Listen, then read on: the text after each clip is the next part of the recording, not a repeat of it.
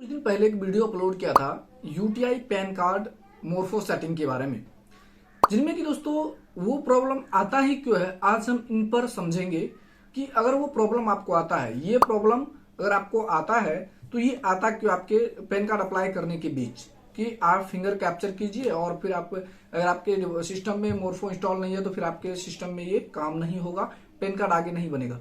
जब आप Morpho setting कर लेते हैं, अगर आप करना भी चाहते हैं तो ये पिछले वाले वीडियो को देख सकते हैं जो हमने पहले बना रखे हैं।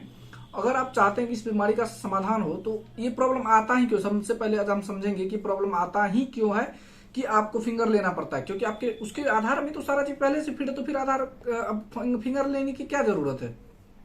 तो दोस्तों इस पर हमने 3-4 पैन कार्ड इस बीच में ऐसा बनाया है कि जिसमें कि बार बार फिंगर की आवश्यकता पड़ी, और जब हमने उसको कंप्लीट प्रोसेस देखा तो कुछ बात जो है अलग ही पता चला है। तो आज हम आपको डिटेल वाइज समझाएंगे पूरी तरह से कि ये प्रॉब्लम आखिर होता क्यों है। तो सबसे पहली बात देखिए, होता क्या है कि जब आप पैन कार्ड अप्लाई करते हैं तो वहां पे सबसे पहले आधार नंबर ही मांगा जाता है। अगर आप सारा फॉर्म फिल करेंगे तो पेमेंट करने से पहले आपको आधार नंबर 2 बार और उन पे आधार पर नाम जो लिखा रहता है वो मांगता है। जैसे आप पेमेंट करते हैं तो वो सर्वर से मैच कर लेता है कि ये आधार नंबर जो आप दिए हैं, नाम दिए, क्या ये दोनों चीज सही है या गलत है। अगर सही है तब तो आपको कोई फिंगर लेने की कोई जरूरत नहीं है। अगर एक वर्ड का भी मिस्टेक अगर होगा तो फिर आपको फिंगर मांग देगा। जब वहां पर आप फिंगर लगाएंगे तो डेटा सर्वर से पूरा मैच करेगा कि ये सही में वो वहां पर अपलोड है या फिर नहीं है। अगर नहीं है तब फिर आपको वहां पर कैंसिल हो जाएगा। पर फिर क्या होगा कि आपको वहां पर लास्ट में कुछ इस प्रकार के ऑप्शन आ जाएंगे, यहाँ पर आपको आधार कार्ड की जो जगह दूसरा डॉक्यूमेंट देना पड़ता है, वहां पे कुछ अलग ही ऑप्शन आ जाते हैं। आपको सारा चीज हो जाएगा, सबमिट करने के ऑप्शन में ये प्रॉब्लम आ जाएगी आपको कि यहाँ पर आप जो है डॉक्यूमेंट चेंज करें, आधार कार्ड से नहीं होगा। तो ये आखिर जो है प्रॉब्लम क्या है। अब देखिए, बहुत सारे होशियार कस्टमर क्या करते हैं लोग, वो अगर आप उसके नाम में है कुछ और वो आधार लेके आए हैं कुछ और। जैसे कल ही की बात है, एक ऐसे व्यक्ति का, एक महिला है जिनका नाम है बूची देवी, उसका नाम है बूची देवी, और वो अपने आधार कार्ड पे क्या क्या है, वो कहीं दूसरे जगह रह रही थी तो वहां पे क्या क्या है, वो कुमकुम देवी के नाम से अपना जो है पूरा नाम चेंज कर लिया है, एड्रेस चेंज कर लिया है, कंप्यूटराइज, जो अधिकतर कंप्यूटर वाले भाई करते हैं, ऐसा नहीं करना चाहिए। वो क्या क्या उस आधार वैसे आधार बनवा लिए, एडिट करवा के रख लिए। अब वो हमारे पास पैन कार्ड बनवाने आ गए तो हम क्या कि उनका फोटो, आधार की जो कॉपी होती है वो और फोटो दो हमने ले रखा। अब उनको हमने कहा कि शायद थोड़ा स्लो कभी कभी रहता है तो हमने रख लिया, कहा कि आप अभी जाइए, हम अप्लाई करके रखेंगे, आप आइएगा, फिर दस्तखत करके जो हम ले लेंगे, फिर आप जो है रिसीविंग हम आपको दे देंगे। अब वहां पे क्या हुआ, जब हम अप्लाई कर रहे हैं तो वहां पे फिंगरप्रिंट मांग रहा है। अब हमको समझ में नहीं आ रहा है फिंगर बार बार क्यों मांग रहा है, तो हमने उसका वेट किया। जब वो आया तो उसका फिंगर ले लिए, फिर भी नहीं हो रहा था। वो प्रॉब्लम लास्ट में जो हमने आपको बताया, ये प्रॉब्लम यहाँ पे आधार जो है डॉक्यूमेंट चेंज करने का ऑप्शन आ गया। तब हमको डाउट हो गया कि इसमें कुछ और प्रॉब्लम है। तब हमने क्या किया, उससे हम पूछे कि आधार कार्ड आपका जेन्युइन है, सही है या फिर गलत है। अब बताइए, उसमें डेट ऑफ बर्थ भी चेंज था। और वो बात हमें कैसे शंका हुआ, उन्होंने कहा कि हम ई श्रम कार्ड बनवाने गए थे और ई श्रम कार्ड में जो है श्रम कार्ड बनवाने वाले दूसरी जगह बनवाने गए होंगे, तो उन्होंने बताया कि आपको पेंशन हो जाएगा इस पर, यानी कि आपका पेंशन मिल जाएगा, इसलिए आपका ई श्रम कार्ड नहीं बना। अब तो वहां पे हमें 60 साल पूरा होगा, इसका मतलब इसीलिए कोई जेली बताया होगा। लेकिन उसके आधार कार्ड में तो 75 वर्ष ही था, यही कह रहे 1975 का ही जन्म था, 45 वर्ष ही उसको हुआ था। तब जो हमको डाउट हो गया, तब हमने उनसे पूरा डिटेल में पूछा कि क्या आपके पास 2 आधार है, तो उन्होंने कहा हाँ मेरे पास एक और आधार है जो गलत है, पहले से हमने वो गलत है और ये सही है। तो हमने कहा कि भाई आप पहले दोनों आधार लेके आइए। तब उन्होंने क्या किया, दोनों आधार लेके आ गया। अब दोनों आधार में पूरी अंतर, बूची देवी पहले वाले में और बाद वाले में कुमकुम देवी, डेट ऑफ बर्थ उनमें 160 है, इसमें कितना है, उसमें है 1975। तो ये पूरा का पूरा क्या हो गया, डिफरेंट हो गया। आधार नंबर सेम है, एड्रेस दोनों का डिफरेंट है, नाम डिफरेंट है, डेट ऑफ बर्थ डिफरेंट है, सारा चीज डिफरेंट है आधार नंबर को छोड़ के। अब हमने क्या किया कि नेट से डाउनलोड करने का विचार विमर्श बना लिया।